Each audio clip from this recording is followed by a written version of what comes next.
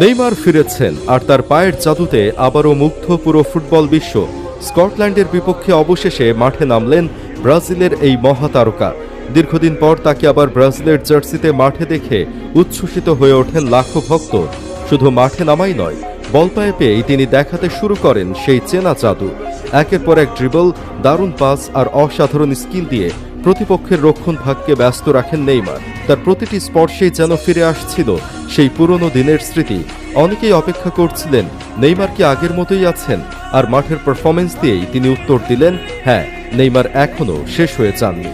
অন্যদিকে ম্যাচের শুরু থেকেই দাপট দেখাতে থাকে ব্রাজিল। মাত্র 6 মিনিটেই দুর্দান্ত গোল করে দলকে এগিয়ে দেন ভিনিসিয়াস জুনিয়র। এরপর 25 মিনিটে হেড থেকে নিচের দ্বিতীয় গোল করে স্কটল্যান্ডের বিপক্ষে ব্যবধান আরও বাড়িয়ে দেন তিনি। দ্বিতীয়ার্ধেও থামেনি ব্রাজিলের আক্রমণ। ম্যাচের 59 মিনিটে ম্যাথিউস কুনহা আরেকটি গোল করে স্কোর লাইনকে আরও বড় করে তোলেন। ব্রাজিল ফিরে এসেছে আর তারা আবারও বিশ্ব